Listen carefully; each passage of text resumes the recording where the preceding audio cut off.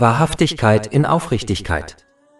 Ohne Wahrhaftigkeit ist es nicht möglich, einen edlen Charakter zu erlangen. Tatsächlich hat der heilige Prophet Muhammad, Friede und Segen seien auf ihm, in einem Hadith in Sahih Muslim, Nummer 6637 klargestellt, dass Wahrhaftigkeit zu Rechtschaffenheit führt und diese ins Paradies. Ein Mensch bleibt der Wahrheit treu, bis er bei Allah, dem Erhabenen, als wahrhaftiger Mensch verzeichnet ist. Lügen hingegen führt zu Sünden und Sünden führen zur Hölle. Ein Mensch wird so lange lügen, bis er bei Allah, dem Erhabenen, als großer Lügner verzeichnet ist. Schon aus diesem Hadith allein geht ganz klar hervor, wie wichtig es ist, wahrhaftig zu bleiben und Lügen zu vermeiden. Der erste Aspekt der Wahrhaftigkeit ist Wahrhaftigkeit in Aufrichtigkeit. Das bedeutet, dass ein Muslim in all seinen Taten und Gedanken danach streben sollte, Allah, dem Erhabenen, zu gefallen. Er sollte keine andere Absicht mit der Freude Allahs, des Erhabenen, verbinden. Andernfalls könnte er am Tag des jüngsten Gerichts feststellen, dass er seine Belohnung von demjenigen erwarten muss, für den er gehandelt hat, da Allah, der Erhabene, keinen Partner braucht. Dies wird in einem Hadith bestätigt, der in Jami at-Tirmidhi Nummer 3154 zu finden ist. Kapitel 18 Al-Kahf, Vers 110. Wer also auf die Begegnung mit seinem Herrn hofft, der soll rechtschaffene Taten verrichten und dem Dienst für seinen Herrn niemanden zur Seite stellen. Ein Teil der Aufrichtigkeit besteht darin, dass andere, wenn sie eine Person für ihre guten Taten loben, im Gegenzug Allah, den Erhabenen, loben, da sie wissen, dass er derjenige war, der ihnen die Fähigkeit verliehen hat, rechtschaffene Taten zu vollbringen.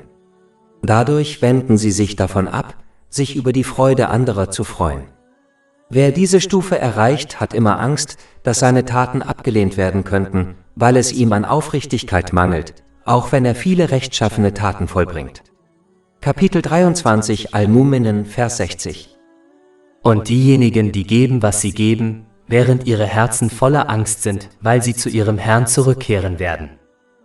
Der heilige Prophet Muhammad, Friede und Segen seien auf ihm, hat in einem Hadith in Jami at-Tirmidhi, Nummer 3175 bestätigt, dass sich dieser Vers auf diese frommen Menschen bezieht. Für einen Muslim ist es besser, wenn er seine rechtschaffenen Taten möglichst geheim hält. Dies ist ein Merkmal desjenigen, der aufrichtig im Namen Allahs, des Erhabenen, handelt. Die einzige Ausnahme hiervon ist, wenn man anderen ein Beispiel geben möchte.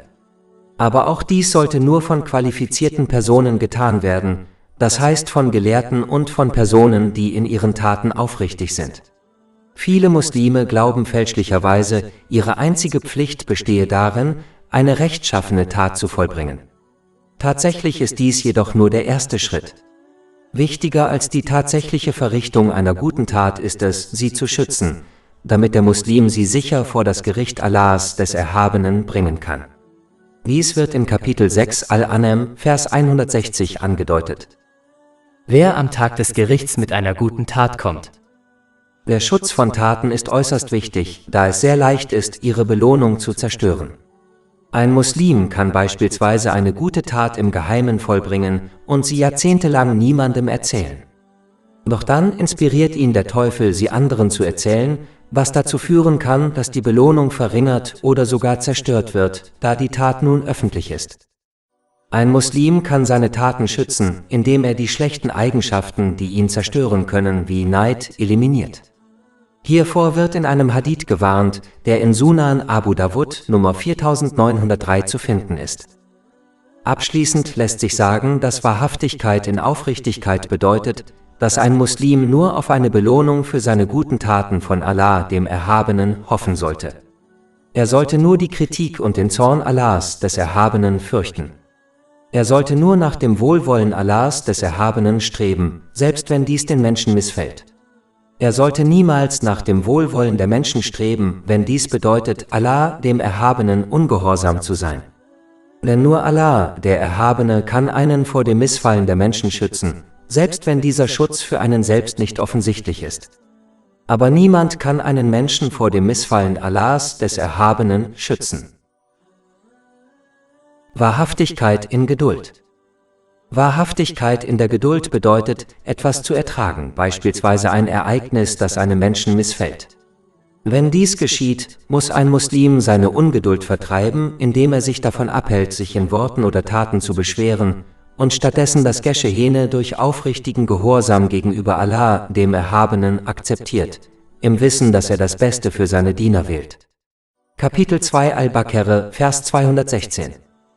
Aber vielleicht hasst ihr etwas und es ist gut für euch, und vielleicht liebt ihr etwas und es ist schlecht für euch. Und Allah weiß es, ihr aber wisst es nicht. Geduld hat Aspekte, die innerlich und äußerlich gelten. Der erste Aspekt ist Geduld beim Erfüllen der Gebote Allahs des Erhabenen in schwierigen und leichten Zeiten, in Sicherheit oder in Not, gewollt oder ungewollt. Der zweite Aspekt ist Geduld beim Verzicht auf verbotene Dinge und beim Verhindern, dass die Seele ihnen zuneigt. Diese beiden Arten von Geduld sind eine Pflicht aller Muslime. Der nächste Aspekt der Geduld ist erforderlich, wenn freiwillig rechtschaffene Taten verrichtet werden. Dadurch wird ein Muslim Allah, dem Erhabenen, näher gebracht und erlangt seine Liebe. Dies wird in einem Hadith in Sahih Bukhari, Nummer 6502 erwähnt. Die vierte Art von Geduld besteht darin, die Wahrheit von jedem anzunehmen. Die Wahrheit ist ein Bote von Allah, dem Erhabenen, an seine Diener. Ein Bote, den sie unter allen Umständen annehmen müssen. Tatsächlich ist die Ablehnung dieser Wahrheit eine Ablehnung von Allah, dem Erhabenen. Ein Muslim wird geduldig, wenn er sich an die Segnungen erinnert, die dem Geduldigen zuteil werden, und an die Strafe für Ungeduld und Ungehorsam. Dies schafft Hoffnung auf Belohnung und Angst vor Strafe. Diese beiden Hälften ermutigen einen, Allah, dem Erhabenen, aus Verlangen nach Belohnung gehorsam zu bleiben und Ungehorsam ihm gegenüber aus Angst vor seinem Zorn und seiner Strafe zu vermeiden. Dadurch kann ein Muslim eine unzählige Belohnung erlangen, die dem Geduldigen zuteil wird. Kapitel 39 Az-Zumar, Vers 10. Wahrlich, den Geduldigen wird ihre Belohnung ohne Berechnung ohne Begrenzung gegeben. Wahrhaftigkeit in der Reue. Der erste Teil der Wahrhaftigkeit bei der Reue besteht darin, jede begangene Sünde aufrichtig zu bereuen und dann fest entschlossen zu sein, diese oder eine ähnliche Sünde nicht wieder zu begehen. Ein Muslim sollte beharrlich um die Vergebung Allahs des Erhabenen bitten. Man sollte alle versäumten Verpflichtungen nachholen oder alle Rechte zurückgeben, die den Menschen genommen wurden, während man um ihre Vergebung bittet. Ein Teil der aufrichtigen Reue besteht darin, nicht an etwas Sündhaftes zu denken, da dieser Gedanke der Anfang weiterer Sünden ist. Man sollte Angst davor haben, in Zukunft in Sünden zu verfallen, da dies einem dabei helfen wird, in der Gehorsamkeit gegenüber Allah, dem Erhabenen, standhaft zu bleiben. Ein Muslim sollte hoffen, dass seine Reue angenommen wurde, ohne davon auszugehen. Dies wird ihm dabei helfen, ein Gleichgewicht zwischen der Angst vor Ablehnung und der Hoffnung auf Annahme zu finden. Diese beiden Eigenschaften sind entscheidend, um einen zu ermutigen, rechtschaffene Taten zu vollbringen und sich von Sünden fernzuhalten. Kapitel 23 Al-Mu'minin, Vers 60. Und diejenigen, die geben, was sie geben, während ihre Herzen voller Angst sind, weil sie zu ihrem Herrn zurückkehren werden. Gemäß einem Hadith in Sunan Ibn Majah, Nummer 4198, bezieht sich dieser Vers auf fromme Muslime, die gute Taten wie aufrichtige Reue vollbringen, während sie befürchten, dass diese von Allah, dem Erhabenen, nicht angenommen werden. Für einen reuigen Muslim ist es außerdem wichtig, alle Menschen zu meiden, die ihn zu Sünden und Unachtsamkeit verleiten, und sich stattdessen an diejenigen zu wenden, die ihm dabei helfen, seinen Charakter zum Besseren zu verändern. Wie in einem Hadith in Jami at-Tirmidhi, Nummer 2378 bestätigt wird, folgt eine Person der Religion ihres Freundes. Dies bedeutet, dass eine Person die Eigenschaften ihrer Gefährten annimmt. Daher ist es für alle Muslime, insbesondere die Reuigen, von entscheidender Bedeutung, nur die Frommen zu suchen und zu begleiten. Kapitel 43 Az-Zukruf, Vers 67. An jenem Tag werden enge Freunde einander Feinde sein, mit Ausnahme der Rechtschaffenen. Darüber hinaus muss ein Muslim Orte meiden, die ihn zu Sünden verleiten, da die Umgebung eines Menschen großen Einfluss auf seinen Charakter haben kann. Daher sollten Muslime darauf achten, nur Orte zu besuchen, die sie dazu inspirieren, Allah, dem Erhabenen, treu zu gehorchen, indem sie seine Gebote befolgen, seine Verbote missachten und ihrem Schicksal mit Geduld entgegentreten, wie zum Beispiel die Moschee. Wahrhaftigkeit in Selbstkontrolle und Selbsterkenntnis. Der Muslim, der in seinem Wunsch, Allah, dem Erhabenen, zu gefallen, aufrichtig ist, wird seine Seele kontrollieren, sodass er ihm nur gehorcht, indem er seine Gebote befolgt, seine Verbote vermeidet und seinem Schicksal mit Geduld entgegentritt. Wann immer er Allah, dem Erhabenen, ungehorsam ist, sollte ein Muslim versuchen, seine Seele zu disziplinieren, indem er ihr ihre Wünsche versagt. Die Seele kann sich wie ein wildes Tier benehmen, das nur durch Disziplin gezähmt werden kann. Das bedeutet nicht, dass ein Muslim in dieser Disziplin extrem werden sollte, aber er sollte nicht alle rechtmäßigen Wünsche seiner Seele erfüllen, bis er Allah gehorcht. Man muss eine Geben- und Nehmen-Beziehung mit seiner Seele eingehen, bis ein Gleichgewicht zwischen dem Gehorsam gegenüber Allah, dem Erhabenen, und der Erfüllung rechtmäßiger Wünsche erreicht ist. Aber es ist wichtig zu beachten, je mehr man das Ausleben seiner rechtmäßigen Wünsche einschränkt, desto weniger wird man am Tag des jüngsten Gerichts zur Rechenschaft gezogen und desto unwahrscheinlicher ist es, dass man vom Weg abkommt und seine unrechtmäßigen Wünsche erfüllt. Da Allah, der Erhabene, jedem Menschen nur ein Herz gab, wird es entweder mit der materiellen Welt oder dem Jenseits gefüllt sein. Je mehr ein Muslim seine rechtmäßigen Wünsche erfüllt, desto mehr wird sein Herz mit der materiellen Welt gefüllt sein. Je mehr er sich auf das Jenseits konzentriert, desto mehr wird es sein Herz füllen, bis sein Herz gesund wird. Kapitel 26 Ash-Shuara, Verse 88-89. Der Tag, an dem weder Reichtum noch Kinder niemandem nützen, sondern nur dem, der mit reinem Herzen zu Allah kommt. Ein Aspekt wahrhaftiger Selbstbeherrschung ist es, schlechte Gesellschaft zu meiden, die einen zu unnötigen und ungesetzlichen Wünschen inspiriert. Wie der heilige Prophet Muhammad, Friede und Segen seien auf ihm, in einem Hadith in Sunan Abu Dawud, Nummer 4833 warnte, folgt eine Person der Religion ihres Freundes. Das bedeutet, dass eine Person die Eigenschaften ihrer Freunde und Gefährten annimmt. Daher ist es für Muslime wichtig, nur solche zu begleiten, die ihnen dabei helfen, ihre Seele zu beherrschen. Kapitel 43 als Zugruf, Vers 67. An jenem Tag werden enge Freunde einander Feinde sein, mit Ausnahme der Rechtschaffenen. Wahrhaftigkeit im Kampf gegen den Teufel. Ein Muslim sollte aktiv danach streben, die Waffen des Teufels, wie etwa das Ausleben böser Gedanken, abzuschneiden. Dies erreicht man, indem man sich ständig an die negativen Auswirkungen von Sünden erinnert, wie etwa Strafe und Schande. Ein Muslim sollte über seine Gedanken und Taten wachen und sicherstellen, dass er nur im Namen Allahs, des Erhabenen, denkt und handelt. Es ist wichtig, sich daran zu erinnern, dass der Teufel die Menschen nie außer Acht lässt und immer danach strebt, sie in die Irre zu führen. Er arbeitet hart daran, die Entschlossenheit der Muslime, sich zu verbessern, zu schwächen und ermutigt sie, ihre aufrichtige Reue hinauszuzögern. Er inspiriert Muslime, das Ausleben ihrer guten Gedanken und Absichten hinauszuzögern, in der Hoffnung, dass sie diese irgendwann vergessen oder in Zukunft keine Gelegenheit mehr finden, danach zu handeln. Wann immer ein Muslim rechtschaffene Taten vollbringt, erinnert ihn der Teufel an die weltlichen Dinge, die seine Aufmerksamkeit erfordern, und hindert ihn so daran, Gutes zu erreichen. Ein Muslim sollte danach streben, seinen Zorn zu kontrollieren, da der Teufel in diesem Moment zuschlägt und einen dazu bringt, die Grenzen zu überschreiten und abscheuliche Sünden zu begehen. Daher ist es für einen Muslim von entscheidender Bedeutung, sich über die Fallen des Teufels zu informieren, damit er sie vermeiden kann. Unwissenheit führt nur dazu, dass man in seine Fallen tappt, was zum Verlust des Guten in beiden Welten führt. Man sollte ständig bei Allah, dem Erhabenen, Zuflucht vor dem Teufel suchen. Dies erreicht man nur durch aufrichtigen Gehorsam ihm gegenüber, indem man seine Gebote befolgt, seine Verbote ignoriert und dem Schicksal mit Geduld entgegentritt. Kapitel 15 Al-Hijr, Vers 42. In der Tat, meine Diener, du wirst keine Macht über sie haben. Darüber hinaus sollte sich ein Muslim ständig an den allumfassenden Blick Allahs, des Erhabenen, erinnern.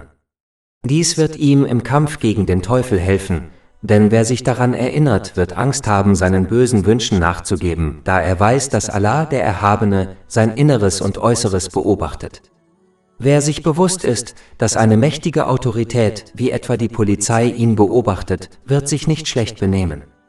Ebenso wird derjenige, der sich des göttlichen Blicks Allahs, des Erhabenen, bewusst ist, dem Teufel widerstehen und sich von Sünden fernhalten.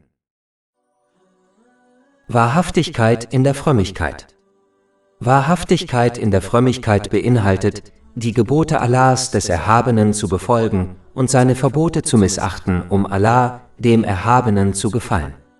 Darüber hinaus beinhaltet dies, Dinge zu vermeiden, die zweifelhaft sind. Laut einem Hadith in Jami at-Tirmidhi, Nummer 1205, schützt derjenige, der Zweifelhaftes vermeidet, seinen Glauben und seine Ehre.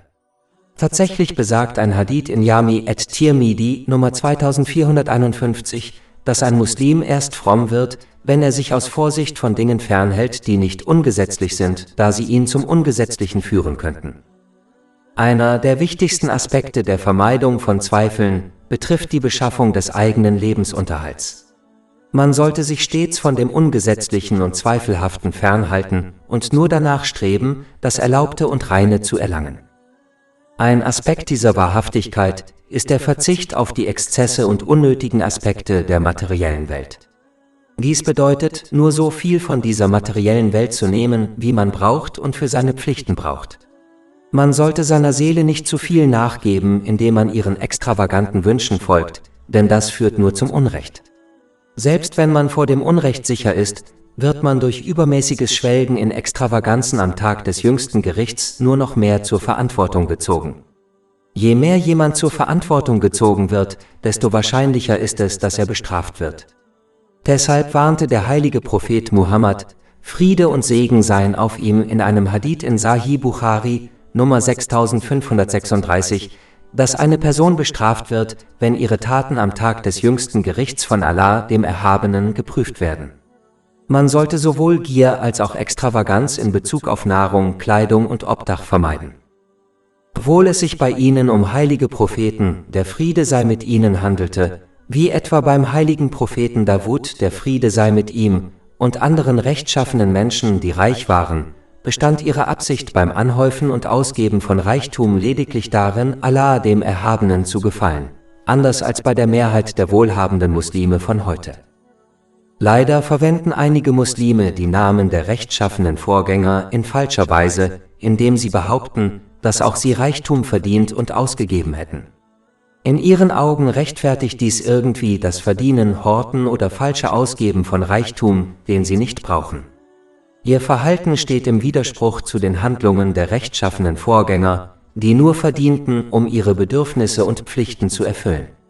Diejenigen, die reich waren, gaben ihren Reichtum nur nach dem Wohlwollen Allahs, des Erhabenen, aus und verschwendeten ihn nie durch Extravaganz oder Horten aus Gier. Wie viele wohlhabende Muslime können heute dasselbe von sich sagen? Darüber hinaus sollten Muslime verstehen, dass die Rechtschaffenen, die Reichtum erlangten, die Treuhänder Allahs, des Erhabenen, auf Erden waren. Sie waren nur die Wächter des Reichtums und sahen sich selbst nie als dessen wahre Eigentümer. Kapitel 57 Al-Hadid, Vers 7.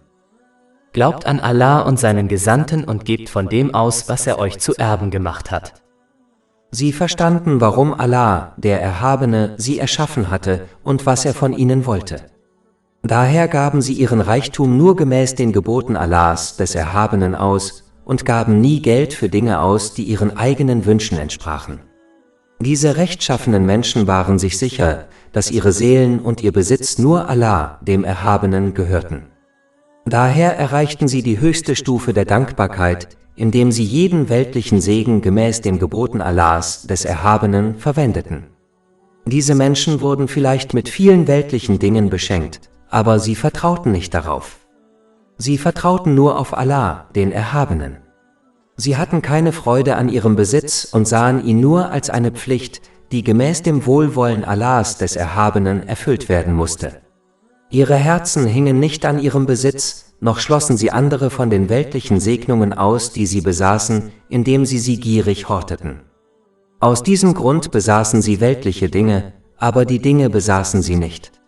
Sie besaßen Reichtum, wählten aber Armut für sich selbst, da sie Geld ausgaben, um die Bedürfnisse anderer zu erfüllen. Sie erfreuten sich nur an der Gehorsamkeit gegenüber Allah, dem Erhabenen, indem sie ihre weltlichen Besitztümer nach seinem Wunsch nutzten, statt nach ihren eigenen. Sie trauerten auch nicht und zeigten keinen Unmut, als sie weltliche Dinge verloren, da sie die Wahl Allahs, des Erhabenen, allen Dingen vorzogen. Sie hatten keine Freude an ihren weltlichen Besitztümern. In Wirklichkeit hatten sie sich also der materiellen Welt enthalten, obwohl sie weltliche Dinge besaßen. Die Besitztümer waren in ihren Händen, nicht in ihren Herzen.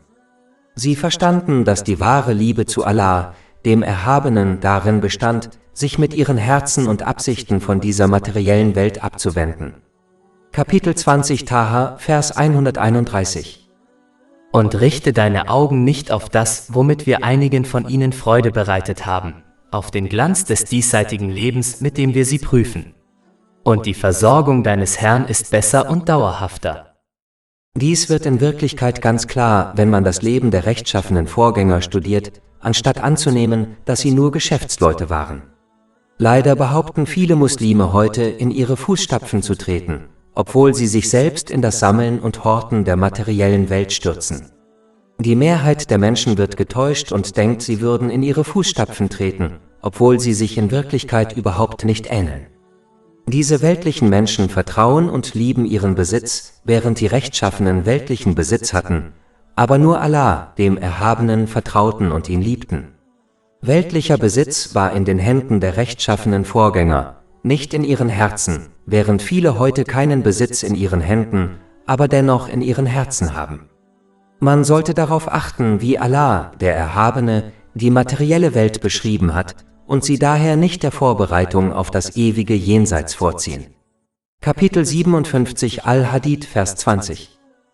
Wisse, dass das Leben dieser Welt nichts als Vergnügen und Zeitvertreib und Schmuck ist, und dass man sich gegenseitig rühmt und im Wettstreit um die Vermehrung von Reichtum und Kindern steht. Es ist wichtig zu beachten, dass sich die materielle Welt, von der man sich lösen sollte, eigentlich auf die eigenen Wünsche bezieht. Sie bezieht sich nicht auf die physische Welt, wie etwa die Berge. Dies wird in Kapitel 3 Eli Imran, Vers 14 deutlich. Verschönert wird den Menschen die Liebe zu dem, was sie begehren, zu Frauen und Söhnen, zu aufgehäuften Summen Gold und Silber, zu gebrandmarkten Pferden, Vieh und Ackerland. Das ist der Genuss des weltlichen Lebens, doch bei Allah ist die beste Heimkehr das Paradies. Diese Dinge sind mit den Wünschen der Menschen verbunden und werden dadurch von der Vorbereitung auf das Jenseits abgelenkt. Wenn man sich seiner Wünsche enthält, löst man sich tatsächlich von der materiellen Welt. Deshalb kann ein Muslim, der keine weltlichen Dinge besitzt, aufgrund seines inneren Verlangens und seiner Liebe danach dennoch als weltlicher Mensch angesehen werden.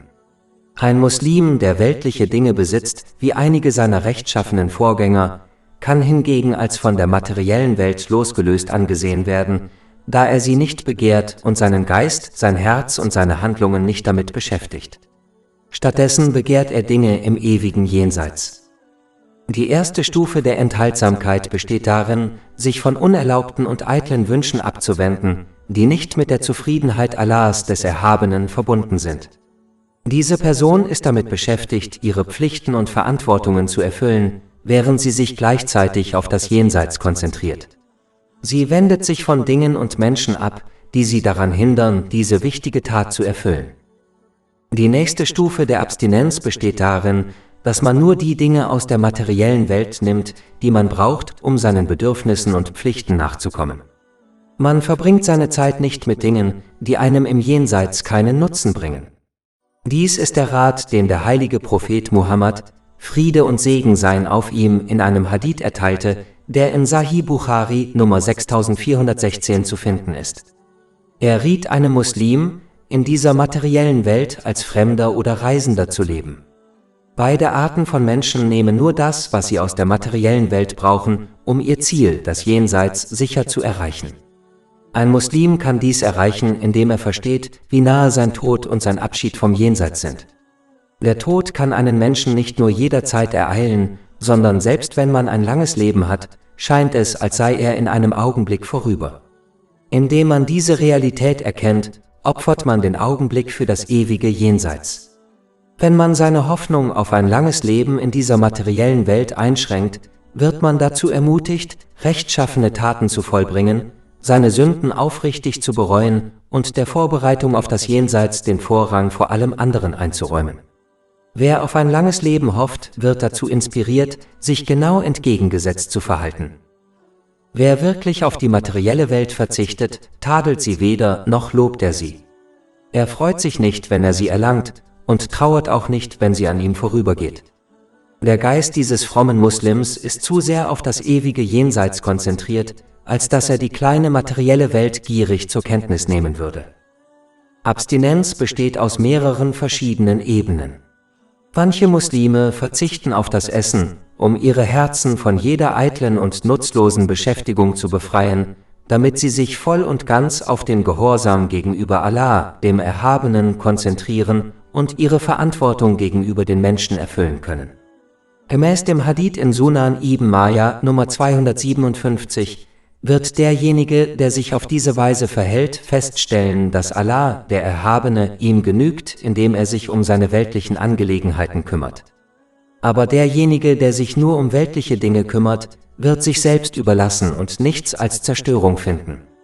Deshalb heißt es, dass derjenige, der den Exzessen dieser materiellen Welt nachjagt, wie zum Beispiel übermäßigem Reichtum, feststellen wird, dass die minimale Wirkung, die dies auf ihn hat, darin besteht, dass es ihn von der Erinnerung an und dem Gehorsam gegenüber Allah, dem Erhabenen, ablenkt. Dies gilt auch dann, wenn eine Person bei ihrem Streben nach den exzessiven Aspekten der materiellen Welt keine Sünden begeht. Manche halten sich von der Welt fern, um ihre Verantwortung am Tag des jüngsten Gerichts zu verringern.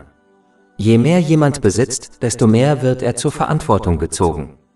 Tatsächlich wird jeder, dessen Taten am Tag des jüngsten Gerichts von Allah, dem Erhabenen, unter die Lupe genommen werden, bestraft. Dies wird in einem Hadith in Sahih Bukhari, Nummer 6536 gewarnt. Je geringer die Verantwortung, desto unwahrscheinlicher wird dies geschehen.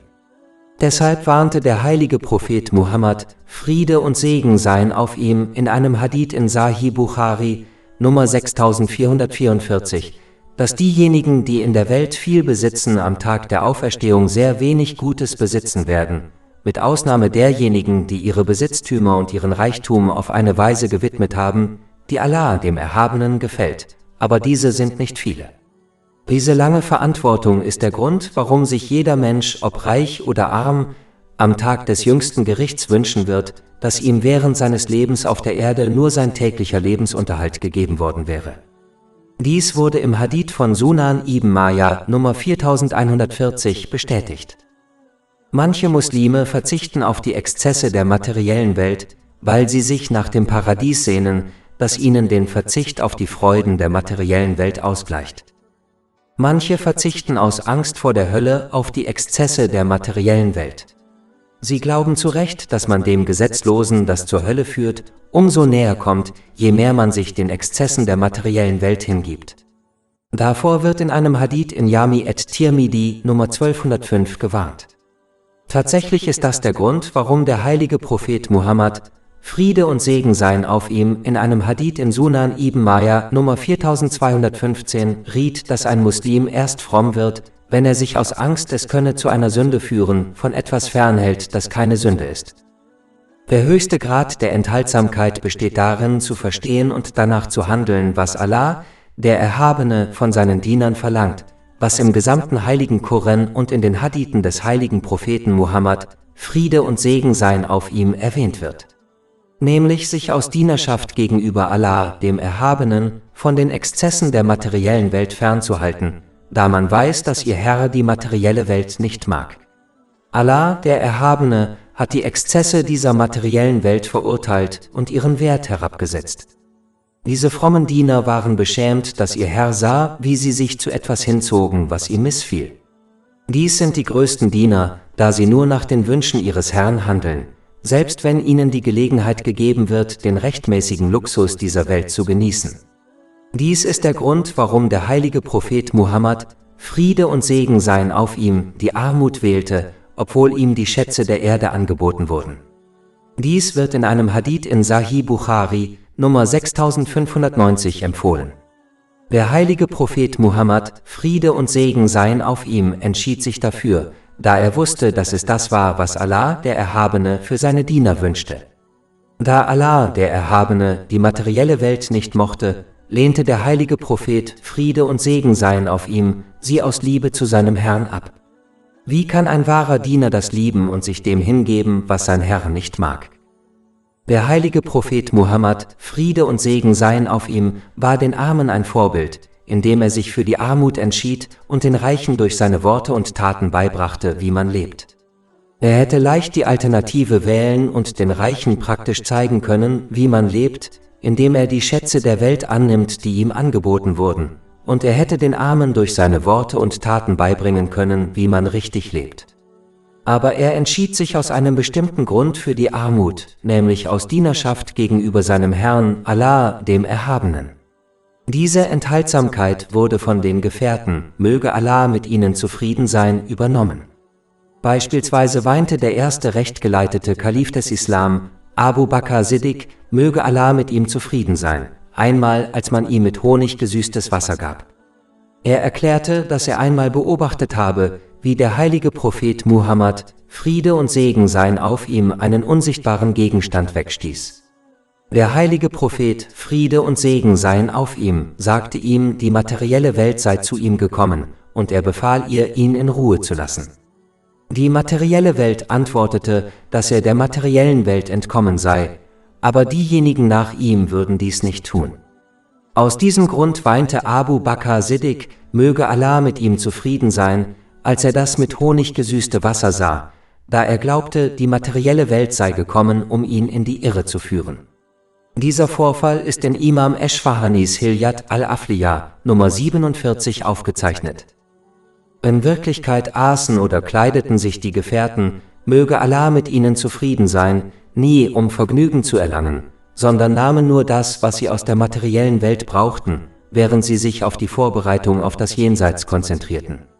Sie mochten es nicht, wenn ihnen die materielle Welt zu Füßen gelegt wurde, weil sie befürchteten, dass ihnen ihre Belohnung vielleicht in dieser Welt und nicht im Jenseits zuteil wurde. Jeder, der wirklich enthaltsam ist, wird in ihre Fußstapfen treten.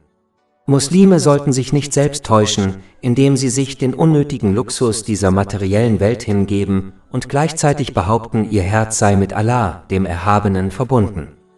Wenn das Herz eines Menschen rein ist, zeigt sich dies an seinen Gliedern und in seinen Taten, was in einem Hadith in Sahih Muslim Nummer 4094 bestätigt wird. Wer mit seinem Herzen mit Allah, dem Erhabenen, verbunden ist, tritt in die Fußstapfen seiner rechtschaffenen Vorgänger, indem er sich aus der materiellen Welt nimmt, was er braucht, nur für Allah, den Erhabenen, ausgibt und sich von den Exzessen der materiellen Welt abwendet, während er sich bemüht, sich auf das Jenseits vorzubereiten. Das ist wahre Enthaltsamkeit. Wahrhaftigkeit im Vertrauen. Dies ist ein so wichtiger Aspekt, dass Allah, der Erhabene, dies mit dem wahren Glauben verband. Das heißt, man kann kein wahrer Gläubiger sein, bis man auf Allah, den Erhabenen, vertraut. Kapitel 5 Al-Ma'idah, Vers 23. Und verlasst euch auf Allah, wenn ihr Gläubige seid. Vertrauen in Allah, den Erhabenen, beinhaltet, sich dessen sicher zu sein, was Allah, der Erhabene, garantiert hat, wie zum Beispiel die eigene rechtmäßige Versorgung. Es bedeutet, die Sorge um die Angelegenheiten der materiellen Welt aus dem Herzen zu nehmen, da man weiß, dass Allah, der Erhabene, nur das Beste für seine Diener auswählt. Kapitel 2 Al-Baqarah, Vers 216. Aber vielleicht hasst ihr etwas und es ist gut für euch, und vielleicht liebt ihr etwas und es ist schlecht für euch. Und Allah weiß es, ihr aber wisst es nicht. Dazu gehört der feste Glaube, dass jedes Bedürfnis, ob es diese Welt oder die nächste betrifft, Allah, der Erhabene, der Herrscher und Versorger ist, und niemand außer ihm das Bedürfnis erfüllen kann, und niemand es ihnen vorenthalten kann außer Allah, dem Erhabenen, selbst wenn es äußerlich so aussieht, als hätten die Menschen ihre Finger dabei im Spiel. Sie sind lediglich Vermittler, aber die Quelle des Gebens und Vorenthaltens ist niemand anderes als Allah, der Erhabene. Die Schöpfung kann niemandem etwas geben, was Allah, der Erhabene, nicht gewollt hat, noch kann sie jemandem etwas vorenthalten, was Allah, der Erhabene, gewährt hat. Dies wird in einem Hadith bestätigt, der in Jami at-Tirmidhi Nummer 2516 zu finden ist. Das Vertrauen in Allah, den Erhabenen, beseitigt Hoffnung und Angst vor der Schöpfung. Dies liegt daran, dass ein Muslim Vertrauen in Allah, den Erhabenen hat und das volle Wissen und die Überzeugung hat, dass die Segnungen Allahs des Erhabenen ständig auf ihn herabsteigen, was niemand verhindern kann. Aufrichtigkeit im Vertrauen ist mit Aufrichtigkeit in der Enthaltsamkeit verbunden, da jemand darauf vertraut, dass die ihm über 50.000 Jahre vor der Erschaffung von Himmel und Erde zugeteilte Versorgung niemals von jemand anderem genommen oder genutzt wird. Dies wird in einem Hadith in Sahih Muslim Nummer 6748 empfohlen. Dies inspiriert sie dazu, die Segnungen, die ihnen zuteil wurden, mit anderen zu teilen, ohne Angst haben zu müssen, dass Armut in ihr Herz eindringt. Es ist wichtig zu beachten, dass Vertrauen in Allah, den Erhabenen, nicht bedeutet, dass man auf Mittel wie Medizin verzichten sollte, da ein vertrauensvoller Muslim versteht, dass sowohl die Mittel als auch das Ergebnis von Allah, dem Erhabenen, geschaffen und bestimmt wurden. Daher verwenden sie die im heiligen Koran und in den Überlieferungen des heiligen Propheten Muhammad, Friede und Segen seien auf ihm, empfohlenen Mittel und vertrauen darauf, dass Allah, der Erhabene, in allen Fällen das beste Ergebnis für sie wählen wird. Wer auf Allah, den Erhabenen, vertraut, sucht Zuflucht bei ihm, weil er weiß, dass nichts geschehen oder erreicht werden wird, wenn Allah, der Erhabene, es nicht will. Er allein gibt und hält zurück. Der vertrauensvolle Muslim wird nicht verärgert oder beunruhigt, wenn ihm etwas vorenthalten wird, und er versucht auch nicht, Dinge auf eine Weise zu erlangen, die den Lehren des heiligen Koran oder den Traditionen des heiligen Propheten Muhammad, Friede und Segen seien auf ihm, zuwiderläuft. Denn nicht das Maß der Gier bestimmt, ob einer Person etwas gegeben oder vorenthalten wird, sondern dies wird allein von Allah, dem Erhabenen, bestimmt. Der Vertrauensvolle ist nicht derjenige, der alles bekommt, was er sich wünscht. Es ist derjenige, der auf die Wahl Allahs, des Erhabenen, vertraut, unabhängig davon, ob die Dinge gemäß seinen Wünschen geschehen oder nicht. Der vertrauensvolle Muslim weiß, dass er einen Weg beschreitet, der vorherbestimmt ist und daher nicht geändert werden kann. Diese Wahrheit lässt ihn verstehen, dass er nie etwas erlangen wird, bis die vorherbestimmte Zeit gekommen ist. Das heißt, sie können es weder früher noch später erlangen, als Allah, der Erhabene, es bestimmt hat. Dadurch werden Gier und Angst von ihnen genommen und sie werden entspannt und zufrieden mit Allah, dem Erhabenen. Daher führt Vertrauen in Allah, den Erhabenen, zu Zufriedenheit. Diese Person versteht, dass jede Situation, in der sie sich befindet, unvermeidlich war. Dies gilt für jeden Augenblick. Aber jeder Mensch hat die Wahl, ob er Allah, dem Erhabenen, gehorcht oder nicht. Wenn sie sich für Gehorsam gegenüber Allah, dem Erhabenen, entscheiden, dann gibt es keine bessere Situation als die, in der sie sich gerade befinden, da Allah, der Erhabene, das Beste für seine Diener wählt. Aber wenn sie sich für Ungehorsam entscheiden, dann können sie niemand anderen als sich selbst beschuldigen, wenn sie die Konsequenzen ihrer Wahl zu spüren bekommen. Derjenige, der vertraut, versteht dies und bleibt Allah, dem Erhabenen, dankbar, dass er sie von einer guten Situation in die nächste führt, auch wenn sie das Gute nicht in jeder Situation sofort bemerken. Wahrhaftigkeit in der Angst. Die Furcht vor Allah, dem Erhabenen, wird im Herzen verankert, wenn man wirklich daran glaubt und sich ständig daran erinnert, dass Allah, der Erhabene, einen jederzeit beobachtet. Keine der eigenen Regungen, seien es äußere Handlungen oder innere Gedanken, bleibt vor Allah, dem Erhabenen, verborgen.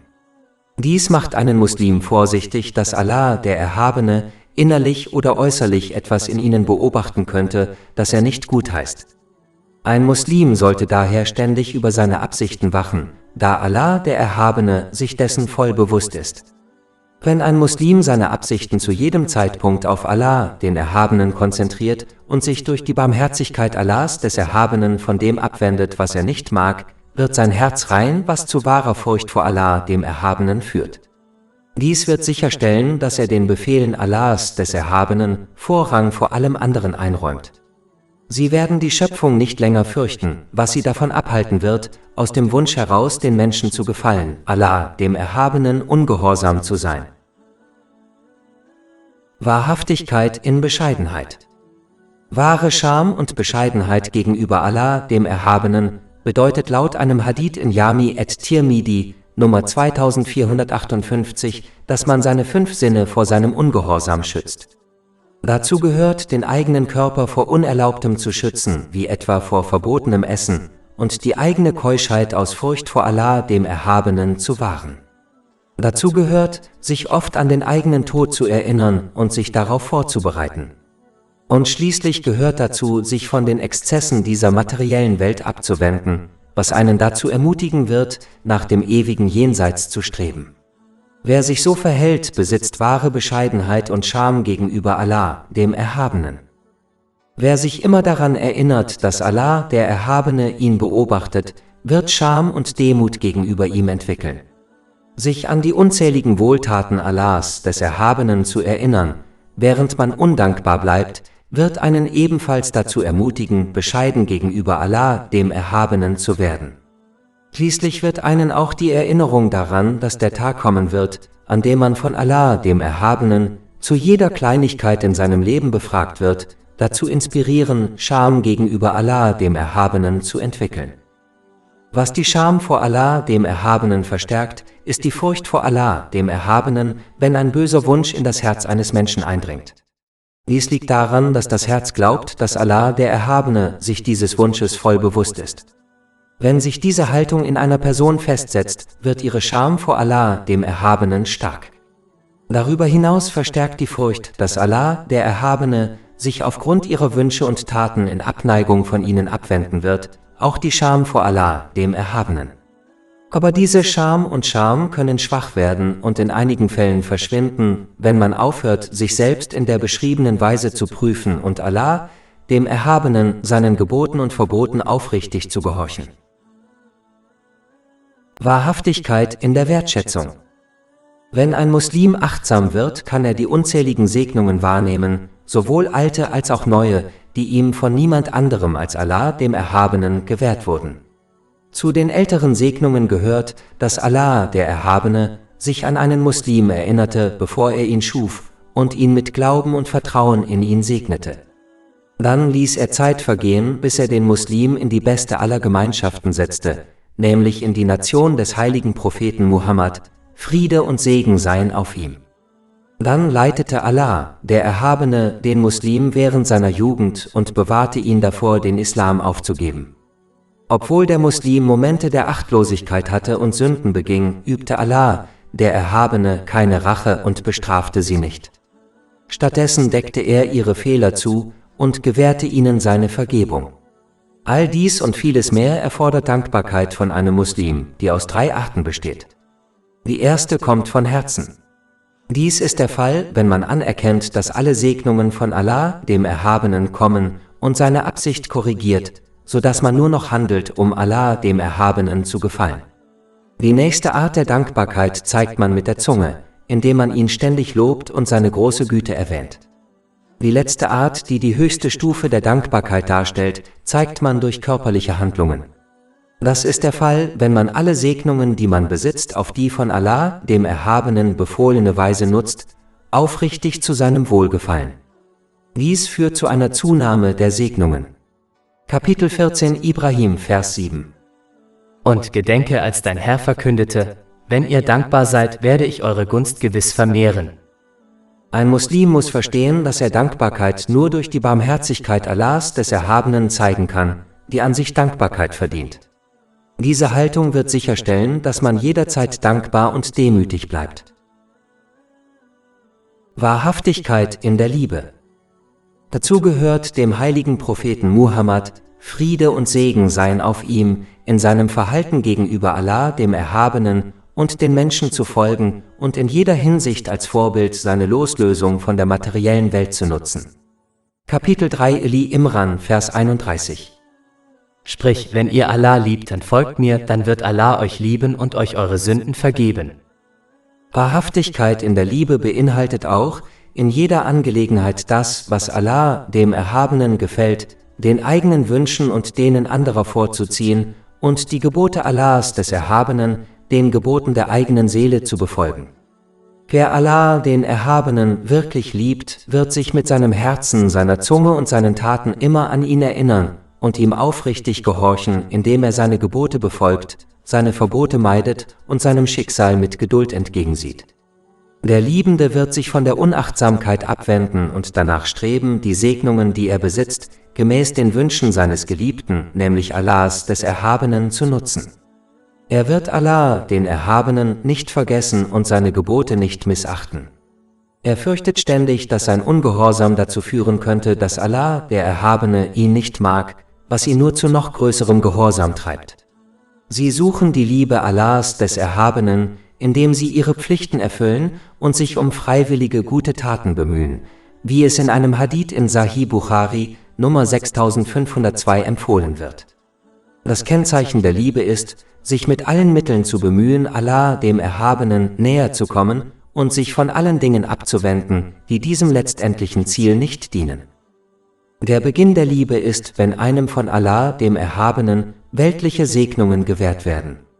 Doch wenn man Wissen erlangt und sich bemüht, ihm zu gehorchen, beginnt man, Allah, den Erhabenen, zu lieben, ob man nun weltliche Segnungen erhält oder nicht, da man versteht, dass Allah, der Erhabene, nur gibt und vorenthält, je nachdem, was für seinen Diener das Beste ist. Die wahre Liebe zu Allah, dem Erhabenen, wächst nicht in guten Zeiten und nimmt nicht in schwierigen Zeiten ab. Wer sich so verhält, liebt nur Segen. Wahrhaftigkeit in der Zufriedenheit. Das Zeichen dafür ist, wenn jemand weder ungeduldig ist, noch sich eine Veränderung wünscht, egal in welcher Situation er sich befindet. Er ist zufrieden mit dem, was Allah, der Erhabene, gewählt hat, und weiß, dass er nur das Beste für seine Diener auswählt. Kapitel 2 Al-Baqarah, Vers 216. Aber vielleicht hast du etwas und es ist gut für dich, und vielleicht liebst du etwas und es ist schlecht für dich. Ein wahrer Diener weiß nicht, welche Entscheidung für ihn besser ist, also verlässt er sich stattdessen auf die Wahl Allahs, des Erhabenen. Diese Ebene ist höher als Geduld, da eine geduldige Person sich vielleicht wünscht, dass sich eine Situation ändert und sogar darum bittet, sich aber in keiner Situation beschwert. Wenn ein Muslim in seiner Liebe zu Allah, dem Erhabenen, aufrichtig ist, dann unterwirft er sich dem Willen Allahs, des Erhabenen, ohne Widerstand. Er verliert sein Misstrauen gegenüber dem Schicksal und gibt sich mit dem zufrieden, was Allah, der Erhabene, gewählt hat. Der folgende Vers zeigt deutlich, dass ein Muslim nicht die Gunst Allahs, des Erhabenen, erlangen wird, bis er zuerst mit ihm zufrieden ist. Kapitel 89 Al-Fajr, Vers 28. Kehre zufrieden und wohlgefällig zu deinem Herrn zurück. Wahrhaftigkeit in der Sehnsucht. Dies ist der Zustand der wahren Diener Allahs, des Erhabenen, da sie nichts außer ihrem Herrn begehren.